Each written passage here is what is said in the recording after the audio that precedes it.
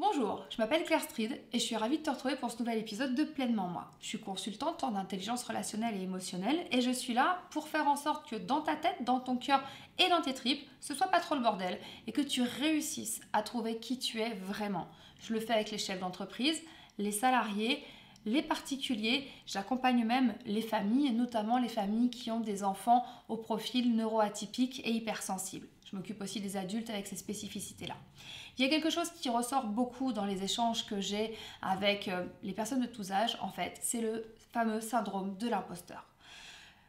Tu sais, quand on a l'impression qu'on ne mérite pas ce qui nous arrive et qu'on n'est pas digne, et ben ce foutu syndrome de l'imposteur sur lequel j'ai déjà fait une vidéo, la vidéo numéro 7, que tu peux retrouver sur ma chaîne, ce syndrome de l'imposteur, c'est quelque chose qui revient très très souvent dans les messages que je reçois, dans vos commentaires, dans vos demandes, dans vos attentes, etc. Donc là, on va rentrer dans le vif du sujet et on va voir quels sont les 5 signes qui confirment que potentiellement tu es atteint de ce syndrome de l'imposteur. Premier signe, tu doutes complètement de tes compétences personnelles.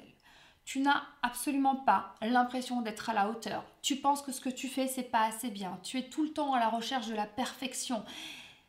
C'est jamais assez, c'est jamais génial, c'est jamais waouh, c'est jamais grandiose. Et puis quand tu le regardes, tu as cette espèce de modestie qui fait que t'es pas compétent. Voilà, tu doutes complètement de tes compétences personnelles. Quand on te fait une critique positive, c'est un uppercut que tu te prends en fait et tu as vraiment l'impression que ton travail n'est pas assez bien. Tu prends tout extrêmement à cœur, tu fais de tout une affaire personnelle et tu penses vraiment que tu ne vaux rien ou pas grand-chose dans la plupart des domaines. Et si tu fais partie des hauts potentiels, il n'y a rien qui va te gonfler plus que cette notion de haut potentiel. Parce que qu'est-ce que ça veut dire? Ça veut dire que tu es censé être plus intelligent et meilleur que tout le monde?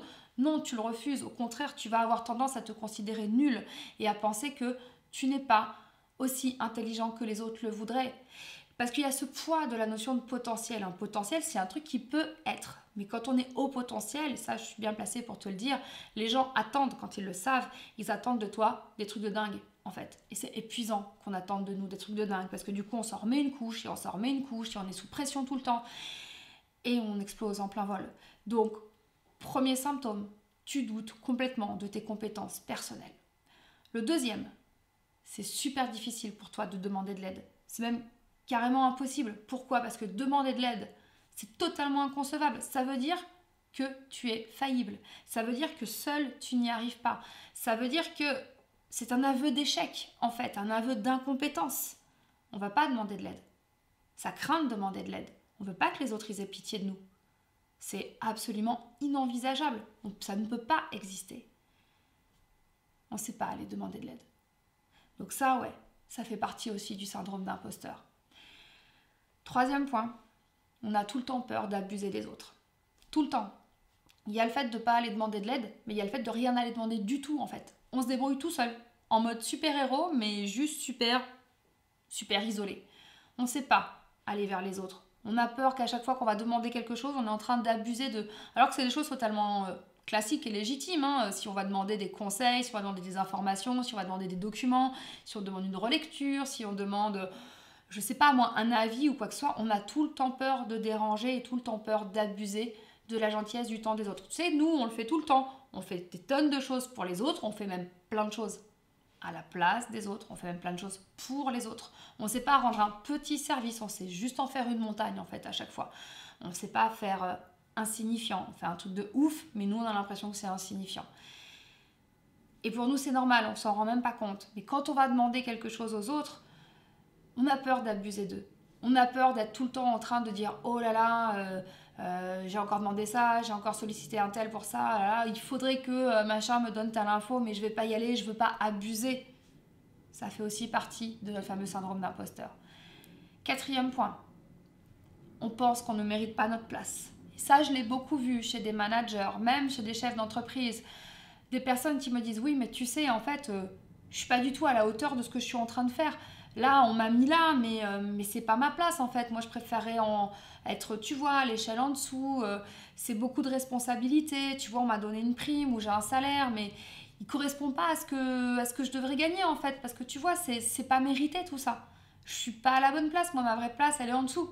Alors qu'en fait, en vrai, hein, ta vraie place, elle est au-dessus, à quelque chose de plus avancé, plus abouti. Je l'ai beaucoup vu chez les personnes qui sont en milieu de carrière, tu vois, ou qui viennent d'avoir un job après leurs études et qui ont de suite été propulsés à un poste à responsabilité et qui ne sentent absolument pas dignes d'être là. Ce fait de ne pas se sentir à sa place, de ne pas mériter la place qu'on nous a donnée, de ne pas mériter le salaire qu'on a, de ne pas mériter les responsabilités qu'on a, alors qu'on y a tout à fait droit. Parce que en chier, si on n'est pas dans un effort surhumain, ben on a l'impression qu'on ne mérite pas ce qu'on est en train de faire. Il y a des choses qui pour nous sont faciles, encore une fois, surtout si on a un haut potentiel, donc ça n'a pas de mérite, ça vient tout seul.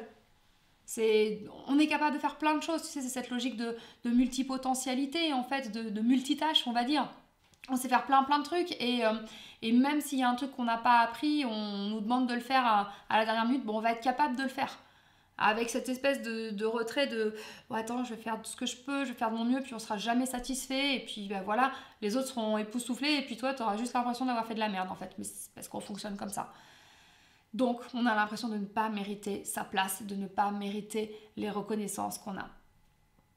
Et dernier symptôme, je dirais peut-être le plus viscéral, on a peur de se faire démasquer. C'est un peu comme si on vivait incognito et qu'on était là en train de se cacher du reste du monde et que voilà, on fait illusion. Mais à l'intérieur de nous, c'est la terreur absolue d'être démasqué. Que quelqu'un te dise « Oh là là, attends, regarde l'autre là-bas, c'est un imposteur. En fait, il n'est pas du tout qualifié pour le poste qu'il est en train de faire. En fait, il est nul, il n'est pas ceci, il n'est pas cela. » Beaucoup d'entre nous sont autodidactes. Ok, on a fait nos études, on a appris plein de trucs, mais il y en a beaucoup d'entre nous qui bossent même pas dans le milieu qu'ils ont fait. Regarde, moi, à la base, je suis historienne. Je suis historienne et je suis en train de t'expliquer comment tu peux reconnaître les syndromes d'imposteur. Parce que je suis allée me former sur d'autres choses et que beaucoup de mes formations, un grand nombre de mes formations, je les ai faites toutes seules. J'ai lu des livres, j'ai rencontré des gens, je suis allée faire des stages, j'ai expérimenté sur le terrain. Et on est dans un pays en fait où seul le diplôme compte. C'est en train de changer. Et effectivement, tu vois, c'est difficile d'être ici, d'être consultante, coach, et de me dire, mais attends, j'ai pas 50 000 diplômes dans tout ce que je suis en train de te raconter. Ok, je le sais, ça fait 20 ans que je le fais, j'ai des super retours. Mais quelque part, tu as toujours un petit doute qui peut persister quand pas des fois, j'ai un peu le blues ou que je peux manquer de temps en temps de confiance en moi aussi, ça m'arrive. Donc, je me pose par rapport à tout ça et je reviens à ma réalité, ce qui est le plus important. Mais pendant très très longtemps, j'ai vécu avec cette trouille, mais cette trouille viscérale d'être démasquée en tant qu'imposteur. Véritablement, c'était la prise de conscience de me dire que je suis pas quelqu'un de bien, que je suis en train de mentir aux autres, que je suis en train de me mentir à moi-même, que c'est pire que se retrouver à poil en fait, si tu veux, cette situation. Et que, tu sais, c'est un peu comme dans cette espèce de cauchemar, là, je sais pas si ça t'est arrivé, où tu vas tout nu à l'école ou un truc comme ça, où tout le monde pointe du doigt vers toi et se marre.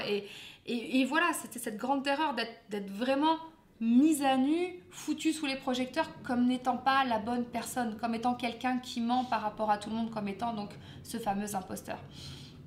Et ce syndrome de l'imposteur mène très souvent, quand on n'y fait pas gaffe en fait, il peut mener à des arrêts maladie, au burn-out, il peut mener aussi à des démissions, à des refus de promotion au niveau de son boulot. Malheureusement, il mène aussi au suicide. Donc, qu'est-ce que je veux te dire avec cette vidéo? Je veux te dire que le syndrome de l'imposteur, il n'est pas à prendre à la légère. Que le syndrome de l'imposteur, c'est pas une lubie, c'est pas un effet de mode, c'est un vrai truc qui existe, qui est viscéral. Et quand on l'a au fond de nous, mais qu'est-ce que c'est difficile? Qu'est-ce que c'est difficile? Comment on fait avec? J'entraîne des jeunes pour des concours, je bosse avec pas mal de familles où ce syndrome de l'imposteur, il est là depuis l'école. Et souviens-toi, tu le vis depuis l'école. Depuis l'école, tu as l'impression de ne pas être à ta place. Depuis l'école, tu as l'impression de déranger. Depuis l'école, tu n'as pas l'impression d'être compétent dans tout. Donc, surtout, pour tous ceux qui sont atteints, qui se reconnaissent dans ce syndrome de l'imposteur, parlez-en. On est des pros de l'autosabotage, ça, on sait faire. Et on n'arrive pas à comprendre pourquoi on est sur cette notion de multipotentialité. Ce qu'il est fondamental, c'est d'en parler. Le syndrome de l'imposteur n'est pas tabou. Parlez-en. Vous êtes enfant, parlez-en à vos parents. Vous êtes adulte, parlez-en à vos enfants. Parlez-en entre vous, écrivez-moi. Mais vous pouvez sortir de ce cercle vicieux. Le syndrome de l'imposteur est réel. Il nous pourrit la vie. J'en ai bavé pendant des années. Et encore aujourd'hui, tu vois, quand je suis un peu fatiguée, c'est le premier truc qui revient et c'est la panique. Et je me dis, oh là là, mais je suis en train de faire n'importe quoi, je ferais mieux tout arrêter. on pose, on prend son temps, on réfléchit et je me réaligne avec qui je suis. C'est pour ça que là, j'ai décidé de te lancer justement, de lancer une formation sur comment vaincre le syndrome de l'imposteur sans avoir peur de qui on est vraiment. Tu trouveras le lien en bas de cette vidéo. C'est une formation très rapide, très abordable. Tu vas voir, c'est vraiment le bœuf à bas pour sortir du syndrome de l'imposteur. Et je t'assure que on peut vivre sans. On peut se rendre compte qu'en fait, on est légitime, qu'on a sa place et qu'on mérite toute la reconnaissance qu'on nous donne et que celle qui compte le plus, c'est celle qu'on est capable de donner à soi-même. Je te remercie d'avoir suivi cette vidéo et je te dis à très vite pour un nouvel épisode de Pleinement Moi.